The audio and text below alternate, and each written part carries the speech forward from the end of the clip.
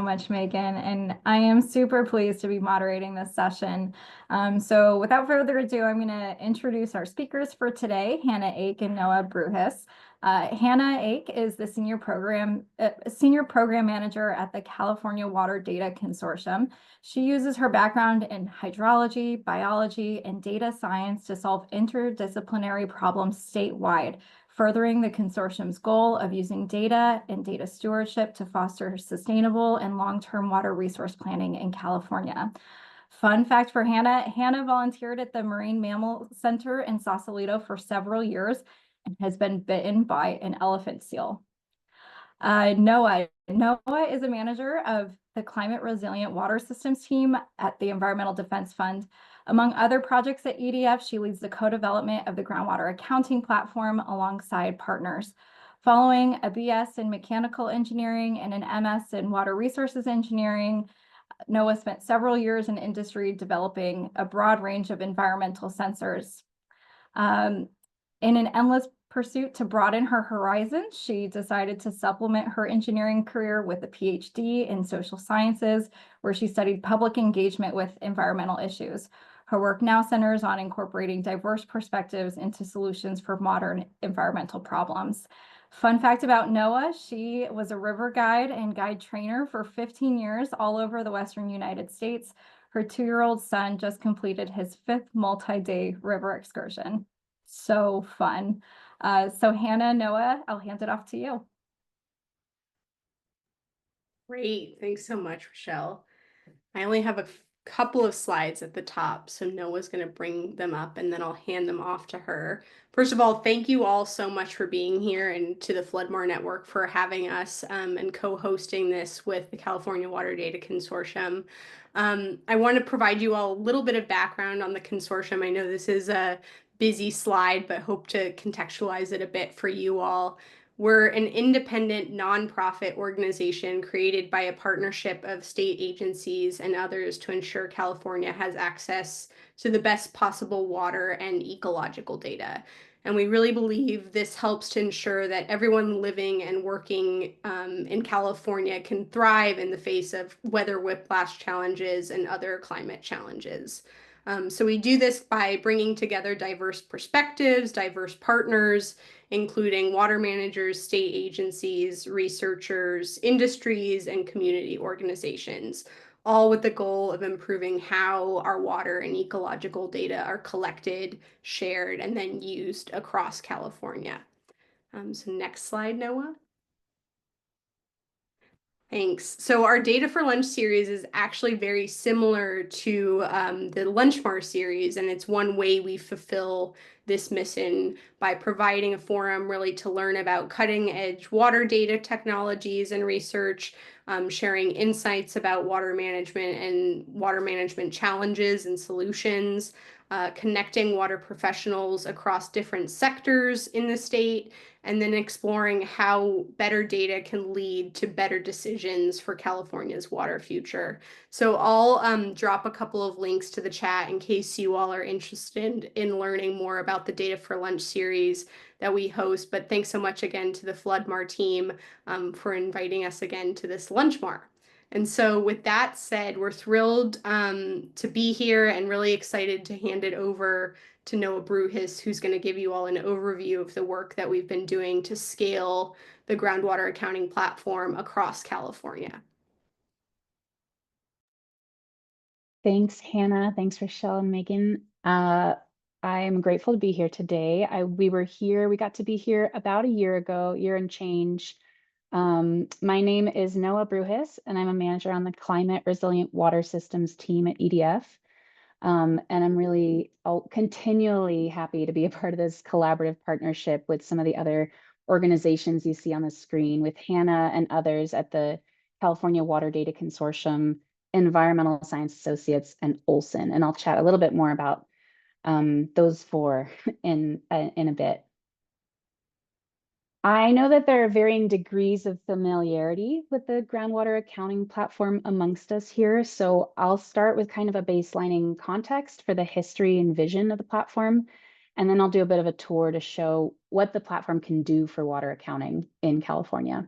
And you'll see here that it's broken, the tour is broken into a water account holder view and a water manager view, as there are two different login experiences depending on whether you're a water user or a GSA or agency or district manager.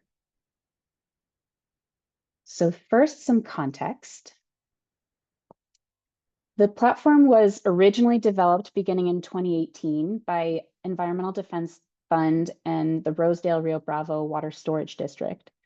Rosedale was especially interested in a tool like this because they're a large agency located in Kern County in the San Joaquin Valley and were designated as a critically overdrafted basin under SGMA. The leadership there recognized that having a water accounting tool that could be used to set allocations and then communicate those directly with landowners was going to be imperative to achieving sustainability under SGMA. So to solicit feedback during that initial platform development, EDF and Rosedale hosted a series of landowner workshops. And there it became really clear that the landowners and water users wanted not only something effective, but also something very user-friendly and straightforward. And we've really kept that in mind as we've expanded the platform beyond Rosedale. In 2022, we secured some DWR funding to scale this beyond Rosedale to a statewide platform for statewide use. And this means that multiple agencies and districts could start using the platform, and growers, as a perk, growers who own land in multiple agencies or districts can have a one-stop shop for their water budgeting. In 2023, the platform went live to growers and landowners and water managers in our pilot program. And then in 2024, East Turlock Subbasin GSA became our first non-pilot users. So today they're on the order of 700 users in the platform. It's changing often. So we have some platform developers, software developers on the call today who may correct me, and I invite them to later. But the last I heard, it was around 700. The open source nature and state funding mean that new users can leverage all the work previously done and will benefit from future improvements as well. And this keeps costs low as compared to starting from scratch. So the vision for the platform originally started out and continues to hold a few things to be very important. One, it was always the plan for this to be an open source software. This means that GSAs can hire anyone they like to configure and build on this tool.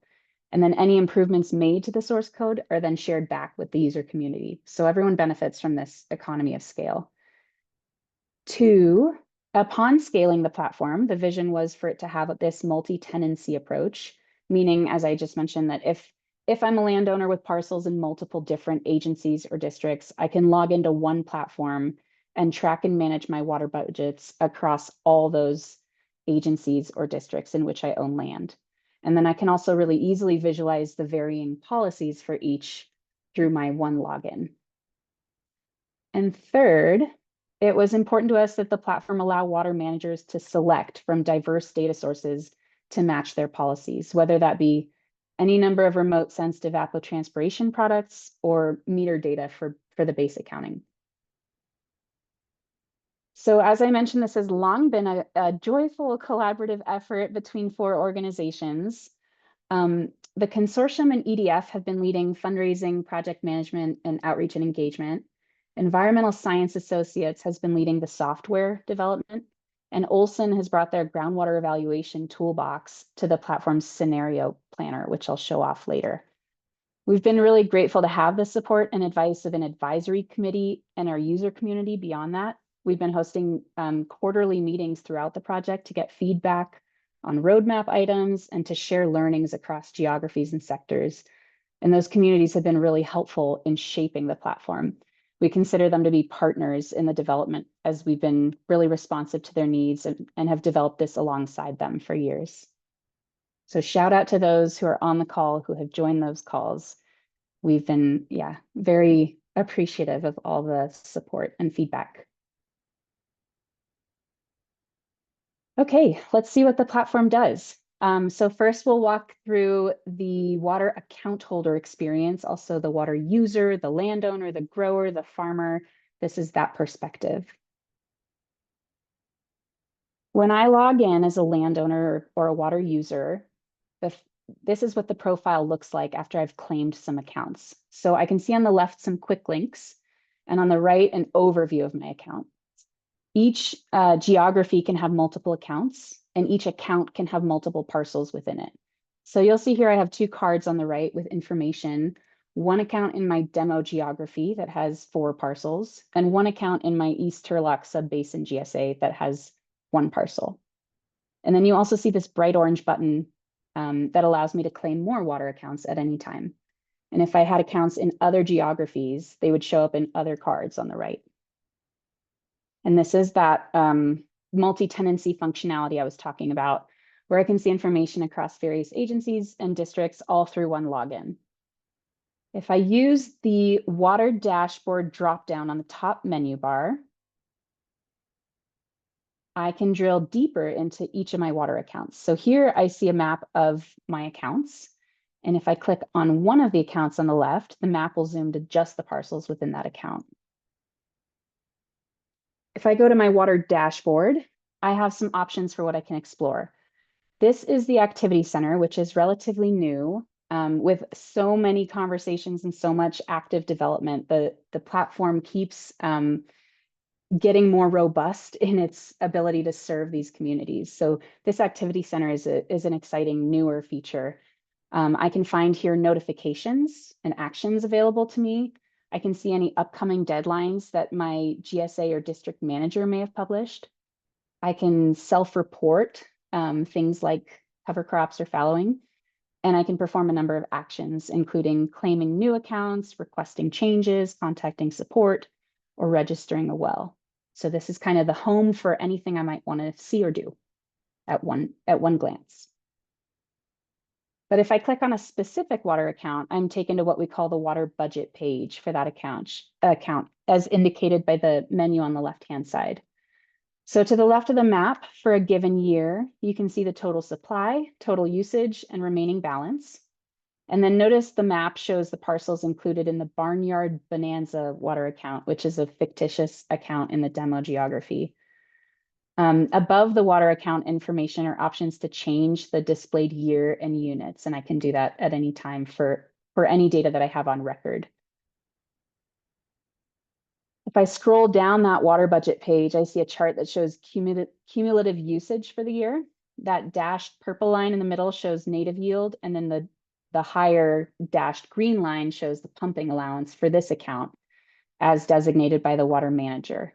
So there's a dotted gray line kind of right along that blue shaded area that shows the average usage over all years on record.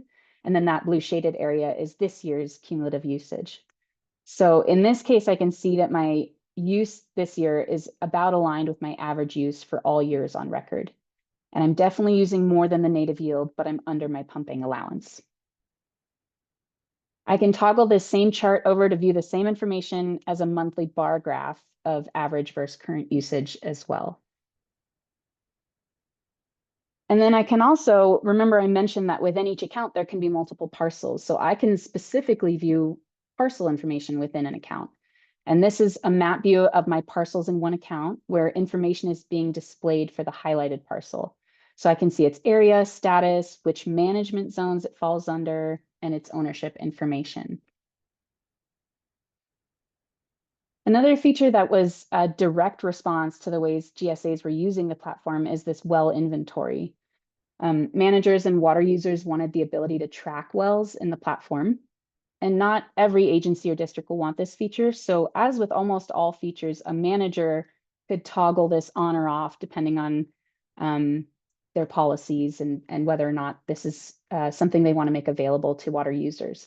But if it's on, this is where a water user would see their wells, including which parcels that well irrigates. Meter data from these wells, if it's available, can then be interpolated into monthly accounting to be included in water budgets. And again, it's up to the policies of the agency or district, whether those metadata readings are included, whether they're self-reported, or whether they're acquired some other way. And then there are lots more features on the roadmap around wells and meters because this is so new. But for example, one thing on the roadmap is to allow the user to upload a photo of the meter when they self-report the value. In the event that a manager introduces a demand management program, the account holder can visualize that policy here through allocation plans. Here, a water account holder can view the ramp down allocation plan for the zone in which their account sits. So in this case, the manager for this geography has set up a plan where 2.4 acre feet per acre are allocated for 2024, and 75% of remaining unused water can be carried over through 2027. Then 2025, 2.1 acre feet with 75% carryover, and so on. So this lets the water user view the exact policies that apply to their parcels and plan for the future. And I'll talk a little bit about zones in a minute, but it's an opportunity for managers to designate different parcels within different zones to apply different policies to them. So switching from use to supply, we have account activity next. And this is the part that's really meant to mimic the experience of a bank account. So there are credit and debit transactions listed here. And if you drill down into each transaction, you can see parcel level information. Above the transaction list is an overall balance for the year and information about the most recent transaction.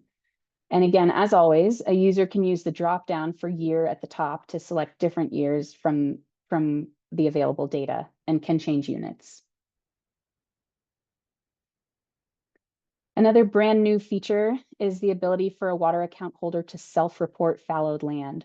We're continually striving to improve the accuracy of water accounting in the platform, so this feature is especially exciting. And this, as with most things in the platform, is available to the water manager to customize to match their local policies. So we know that, for example, in some regions, a user can only set up this designation once per year and it applies to the whole year. But other regions may have varying policies about reporting fallowed land. And then finally, a water user can set user permissions. So if, for example, they'd like others, say a spouse or a business partner or a manager, to be able to access their account as another account holder or as a viewer, they can set that up here. Okay, next we'll move into the experience of a water manager and what they see when they log into the platform. Some elements of the water manager experience are similar, but rolled up. So for example, they can see on this page an overview of a water account budget report for all accounts within their jurisdiction.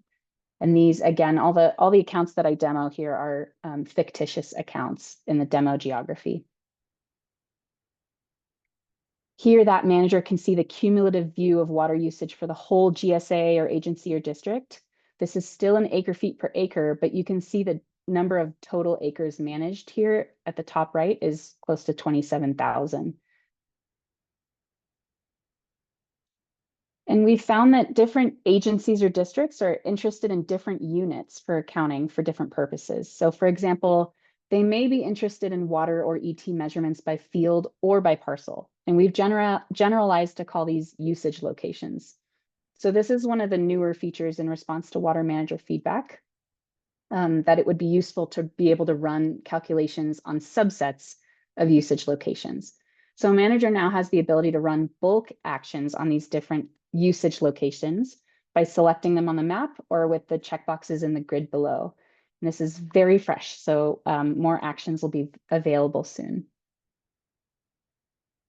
A manager can also, as I mentioned, configure zones and zone groups to be used for analysis, for reporting, and for applying unique rules. So these zones will typically correspond to a subcategory within a geography, like a management area or a political boundary or a geological characteristic. The example here is geography status. So each parcel is designated as being either districted lands or undistricted lands. That is an example of a zone. On the water transactions page, a manager can create water transactions for any parcels. So transactions between parcels can occur one at a time or in bulk. And then there's also an opportunity to do that via a spreadsheet upload. So why might a manager want to create a transaction? They may need to adjust an automatically generated deposit. For example, if remotely sensed water usage has assumed a different crop type, and a landowner has provided data to support a different volume of usage, a manager could correct that using this form. Or if a landowner has purchased groundwater independently, the volume can be added to their account here. or if there was just a typo in data entry that can be corrected here too. So this form gives the flexibility needed to continually improve the accuracy of the calculations. And then when a manager logs in, they have this, you may have noticed this extra black bar at the top with manager tools and configuration capabilities. So here I've clicked geography configuration at the top to show that a manager can customize which data sources come into the platform. They can also configure types and data sources of water supply to be accounted for. And if an allocation plan has been put in place, that can be configured here. If meter data is part of this geography's water accounting, that can be enabled, and so on. Here's an example of how it looks for a manager to set up water usage data sources. The manager on this page has set up custom water types for project water, native yield, and stored water, but these text fields are totally customizable. So managers can name these supply types in whichever way makes the most sense for their policies or for their geography. Here's where a manager can configure usage types. We can track use from different polygons for ET and classify them differently. So for example, if there's fallowed lands, you can still receive the remote sensed evapotranspiration data and see how much use is on that land, but you may choose not to include it in your water measurement calculations if you're a water manager. So you can choose to track areas that are not irrigated and assign them different types so that it's easier to track them. Here's where a manager can get really specific about configuring those zones we saw earlier. And as I said, the managers can use these zones to manage water supply or usage, or to analyze different subsets of parcels.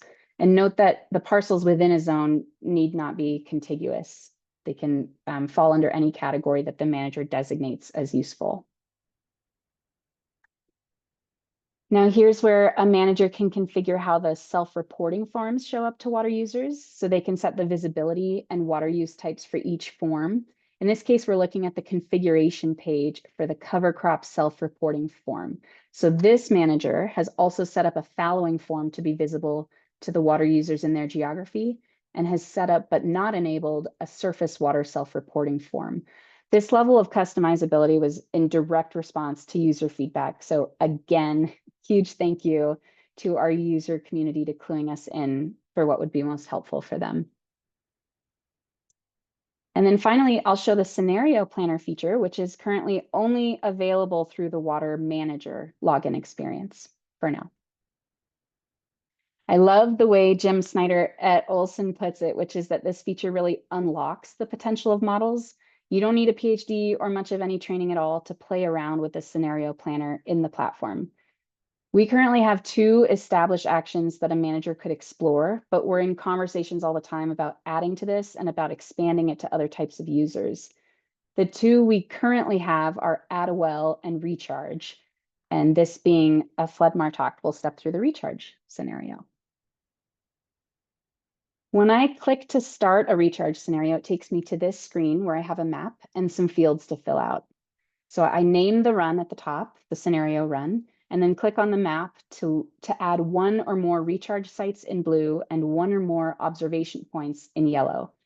For each recharge site, I need to provide an estimated volume in acre feet per month. So in this example, I just added 1 recharge site at 1.5 acre feet per month and 1 observation point nearby. And then when I run the model, I get the average change in water level, total change in aquifer storage, total change in interconnected surface water discharge, and total change in recharge. I also get a chart that shows me a time series of water levels at that recharge site and at the observation point that I placed. Again, we're excited about the growth potential here for the scenario planner feature to allow folks to explore what if questions of existing models in their geographies. So to summarize, that was a lot. The Groundwater Accounting Platform allows users to track and manage water budgets, and it was designed to support the implementation of SGMA, though it's quickly expanding to uses beyond SGMA. The vision for the platform has been and remains that it be open source, that it be accepting of a variety of data sources, and that it be multi-tenancy. We've been grateful that the platform has been collaboratively developed with public funding, and it's been shaped by users and advisors across the state and across various sectors. And this tool has been improving communications between water managers and water users already. And we continue to update that functionality to support new policies and programs all the time. So it keeps changing and improving. And that's all from me. Thank you so much for attending and for your attention. And I'm excited for the discussion to come. Fabulous. Thank you so much, Noah. And to all of our participants, feel free to add questions that you may have into the chat. To start us off, I have a question of my own. Noah, Hannah, it's incredible, the platform, and it's very clear that a lot of thought went into developing this, and you're clearly serving this two-sided market in terms of both groundwater users and groundwater managers as well. I'd love to hear just a bit more about your process in developing the groundwater accounting platform. Just how do you decide or know what features to add? Noah, you want to take it first and I can add on? You go ahead if you'd like to. I mean, No, I don't care. yeah. Okay. So we have this, I mentioned we had like these quarterly meetings, one with an advisory committee and one with the user community. And there's a lot of overlap between them, but we at every step have proposed, you know, through these quarterly meetings, through one-on-one meetings with our pilot partners, and through feedback that we're always available to by users, we've kind of assembled lists of what might be useful, and we've always gut checked them with these larger communities to say, would this be useful? Can you help us rank them to see what would be most important first? How do we best use the remaining available funding to make this the most useful for the most number of people? And then in some cases, there are features that not everyone needs right away, but a certain agency is really excited to develop. And so they'll put in the effort and the money to develop it and continually check with the rest of the community, like, how do we make this even better? How do we make this more generalizable? How do we make it more useful to more people? And everyone's on a different time scale and a different flow of rolling out policies and of rolling out the platform. So it's been nice to kind of piggyback and have agencies be able to share experiences, share plans, share features. Yeah, anything to add there, Hannah? No, that was a great recap. And I feel like I would just add on that because of the way the platform has been built, because it's open source, and because of the funding structure, we also have tried to make sure that GSAs who might be ahead of the game or really want to prioritize certain features like Noah was talking about, who have their own funding and work with their own consultancies, can spin off and build that in a way that's compatible with the architecture of the tool, and so that it can be integrated later on. So one example of this was Mia Gusa, who really wanted to prioritize the build of their well registry, and so they built it using the architecture of the platform, but that makes it really easy to integrate later on, once we had funding available to do so, and everyone was kind of ready for that build out. Yeah, same with just one more similar example is great. Mia Goose and Merced both kind of helped us develop this concept of usage statements so that the managers could really effectively communicate to growers how much they're using, whether or not they're on track, and what that means for them. And originally that was sort of a one-off, like, well, we'll help you think about how to do this, and has now become a feature built into the platform that all other agencies can benefit from. That's fascinating. I mean, obviously GSAs are, kind of evolving and developing policies at somewhat maybe a little bit different timescales. So the the ability to kind of take what certain GSAs are needing and develop that and then make it useful or kind of a feature for all of your users is a really great component of the platform. So that's really great to hear about. We have a question in the chat. I understand that the focus is obviously for California, but curious if you believe this is transferable to other states, or is there already interest out of state? What an exciting and timely question. Thank you for that. We have been exploring conversations and demo instances of the platform in Kansas and in Oregon, exploring conversations in Texas and other arid states in the West. This is like that moment. This is the time when we're starting to visualize and envision what it could look like for the platform to expand beyond California. That means including water types besides groundwater, which then again, you know, if we take a feature like that and expand it, it then comes back and serves California again because of this open source nature. Wonderful. And it looks like we have another message in the chat. Someone is from Texas and has been keeping an eye on how the platform is progressing. So that's all really wonderful to hear. We have another question in the chat. Unsurprisingly, this is a recharge community interested in the recharge feature. So Noah, here's a question. Can you share the recharge slide again? I'm curious how you're able to quantitatively determine impact from recharge activities into the tool. For instance, did you incorporate geologic considerations into calculating numbers for the model output, or did you use a general assumption about water applied versus water recharged? If the latter, what was that assumption? Thank you for the overview and all this work. Yeah, I would love to invite Jim Schneider here from Olson, who was responsible for this modeling functionality, to answer if you're available here, Jim. Yep, I'm right here. Yeah, great question. We are using the groundwater model that was developed for this geography and perturbing it with some added water into the ground, simulating recharge, and then it's running the model again. And then we compare the baseline simulation to the scenario simulation to calculate the difference. So, all of the geologic considerations, the hydrology of the system, everything is built into the model. And now we can actually leverage all of that work and expense relatively quickly and easily through this scenario planner. And hope that was helpful. I guess as a follow-up, Jim, clearly there's been some work thinking about the scenario planner. I'm curious about kind of the other side of the platform, more on the implementation. Any preview or kind of things coming on the recharge side? Like how is FloodMAR being incorporated into that side of the planner?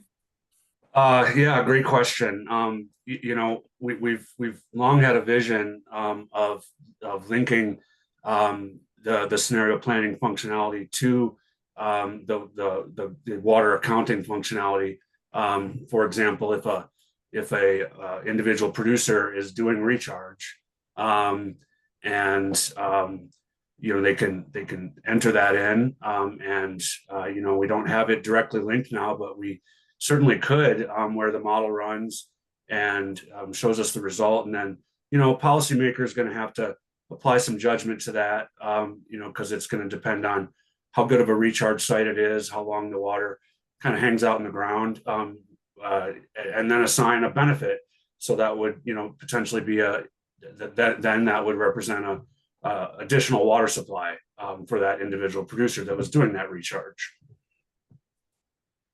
Yeah, and to kind of expand on that answer a little bit, Rochelle, we heard from this community last time we presented to you all about the desire for us to coordinate with the SUSCON team and Earth Genome on GRAT. And so that's been in the conversations and in the works for a while, and we're kind of optimistic about the next phase of development on this tool and being able to kind of build together in close coordination with SUSCON and Genome and take those functionalities to kind of a bigger, broader scale.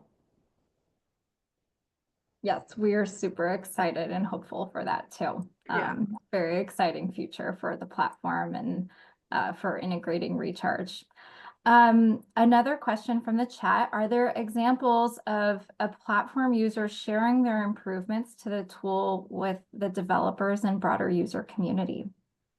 I can take a first crack at this, but Noah, feel free to chime in if I miss anything. You know, that's such a great question, Camiar. So part of the initial vision of building out this tool as an open source tool was that there would be opportunity for developers and other users to build improvements to the tool kind of in perpetuity. We didn't want development to stop with us. And so one example, I think, from the consultancy side of things was the examples Noah and I just discussed with the well registry and everything. And so those are opportunities for GSAs who want to prioritize certain features with developers that they're working with to build those features quickly, and then they benefit the larger user community when they're integrated into the rest of the tool. But we actually really see this upcoming platform showcase event on September 9th as a great opportunity for us to interact with folks who script more often as part of their job, researchers, others in the academic community, or technical staff at GSAs who are really interested in learning more about how they might be able to kind of take a peek under the hood and build in functionalities or add-ons themselves that then could benefit the open source community. Phyllis. Well, I want to ask you, I'm going to pop in with a question of my own again, and then I'll get back to the chat. You know, this is a really interesting collaboration between for-profit and nonprofit organizations, and, you know, a really unique decision too to make the software open source. So I'd just love to hear a little bit more about how that came about and what the experience has been like.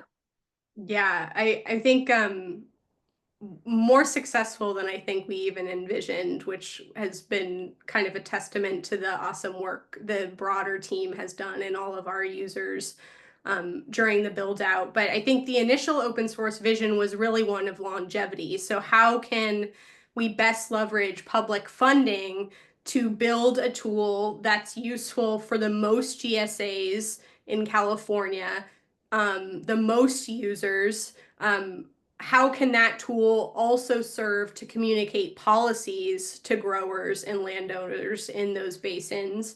And so really, I think what's been so awesome about this tool is it was kind of a huge public investment. So kind of to the tune of $3 million from DWR was invested in scaling this tool that Rosedale and EDF initially developed together.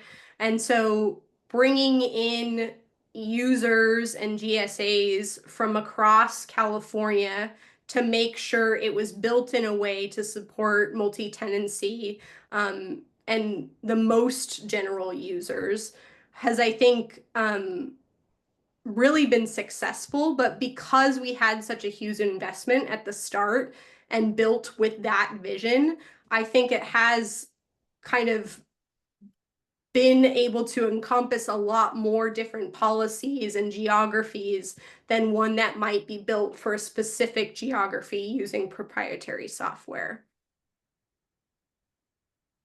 Not sure if there's anything you want to add there, Noah. Just to say that it's been really cool to see the best of both worlds in the nonprofit and for-profit sectors. I mean, we have like this stewardship of public funds from the nonprofits and this like really excellent efficiency in the for-profit. We completed our pilot stage like a year early, and we're able to start onboarding non-pilot users to get even more feedback. And it's just been such a joy working in this collaboration. Really wonderful to hear. And I think that certainly a lot of us in the water industry can have experience with the fact that water data tends to be highly fragmented, and that this tool is a way to help centralize where that data lives and how it can be reported is going to be great, not just for data management in California, but also for the users, and having a single place to go to. This point of multi-tenancy is, I think, just a really, really great one. Noah, you mentioned this a little bit in your slide, talking about how it's changed some of the engagement. I'd love to hear just a little bit more about that. So can you tell me about how the platform has changed some of the dynamics between water users and water managers, and maybe just what you see the kind of broader role of the platform being for SGMA compliance?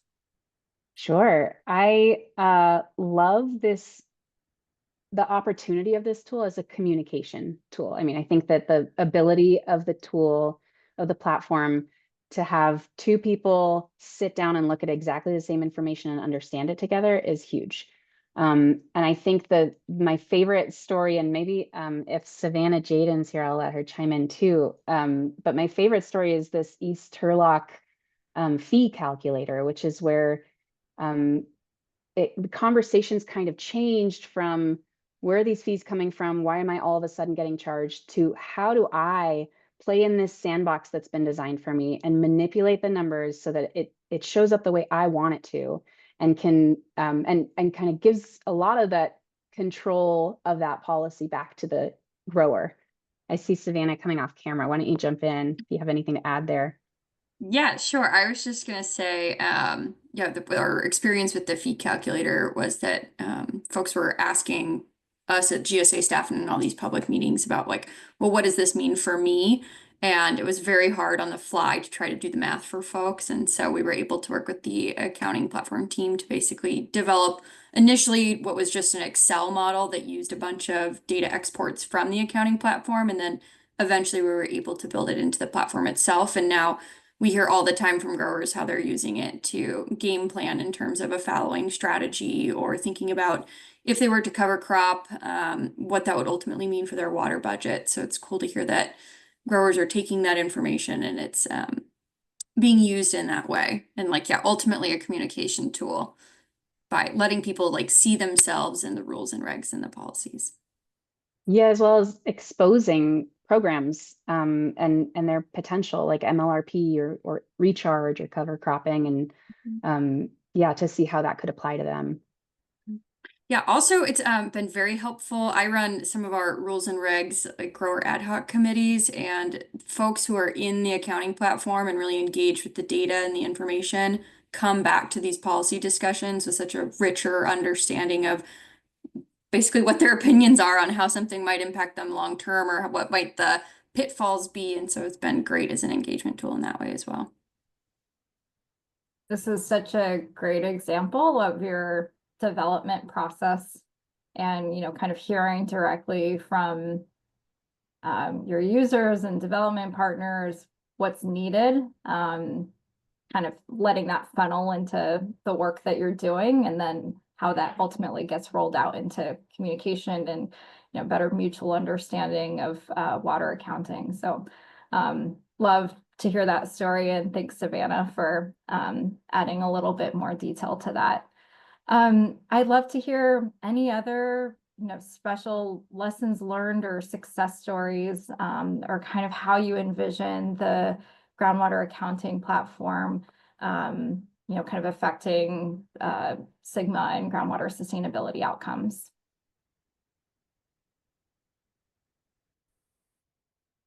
Hannah, do you have any off the top of your head that we Yeah, haven't well, I'm discussed sure. yet? Go for Yeah, it. I was like, oh, so many I have to filter down. I mean, I kind of building on what Savannah was just alluding to. I feel like, and what Noah just mentioned, is that when we were having kind of in the pilot development stage and building in really close coordination with our GSA partners, we were holding workshops to get grower feedback and kind of stress test the platform in those basins to make sure that the way we were building functionality to match the policies being developed made sense.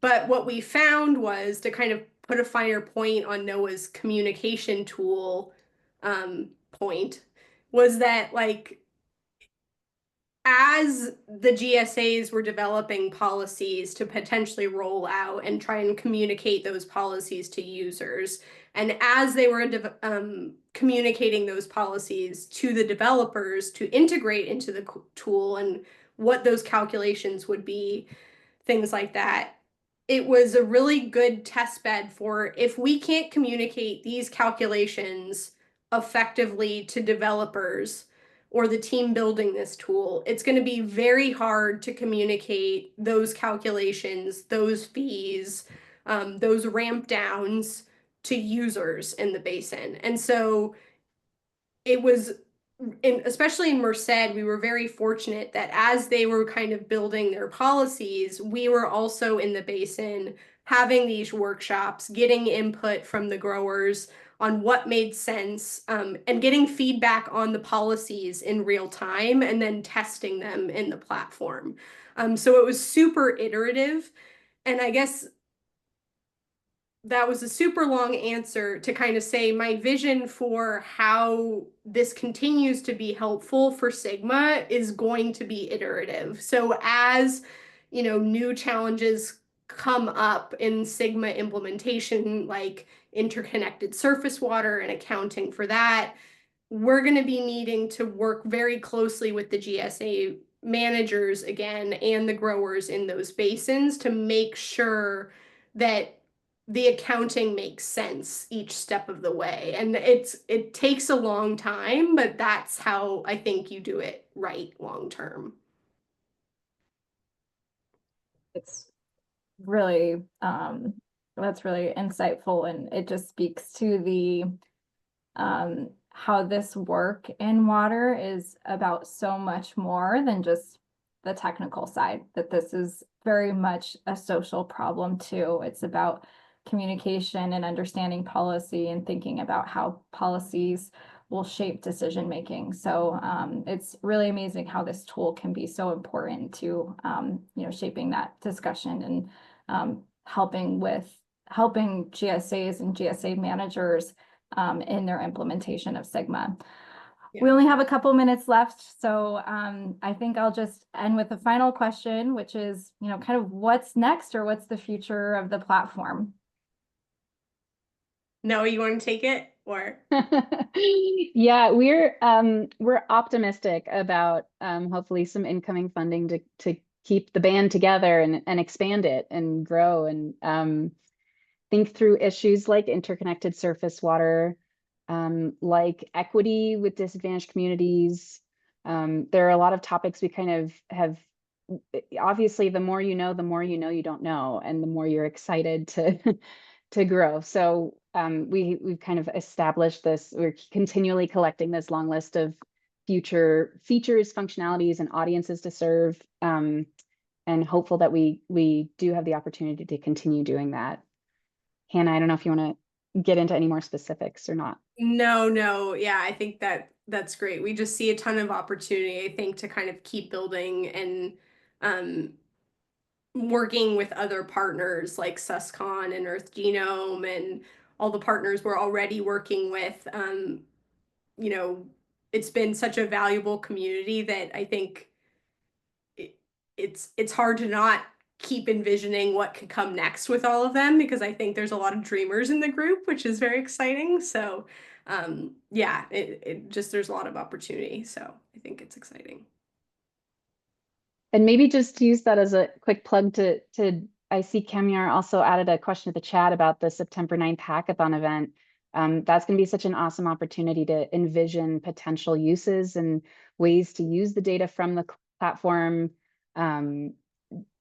Don't be intimidated if you know, if you work with the data at all and have any interest in what it could do, please come. And Yeah. it's a very friendly group. So Yeah, and you don't have to have scripting experience to participate in the hackathon.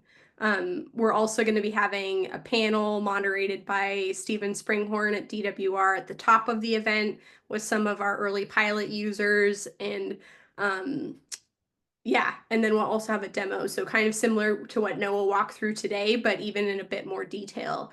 So if you have more questions, please join us. Wonderful. Well, thanks so much. I really loved hearing more about the groundwater accounting platform and really love the work that you all are doing. Thank you so much for doing this joint webinar with the FloodMAR network. Megan, any closing comments or any final housekeeping? I just wanted to also express my thanks to Hannah and Noah and Rochelle, and thank you all for joining us today and give us a couple of business days. So sometime next week, we'll have our recording posted to the floodmar.org website. Thanks, folks. Enjoy the rest of the afternoon. Thanks, Thanks, thanks for Megan. having Thanks, us. everybody. Bye. Thank you.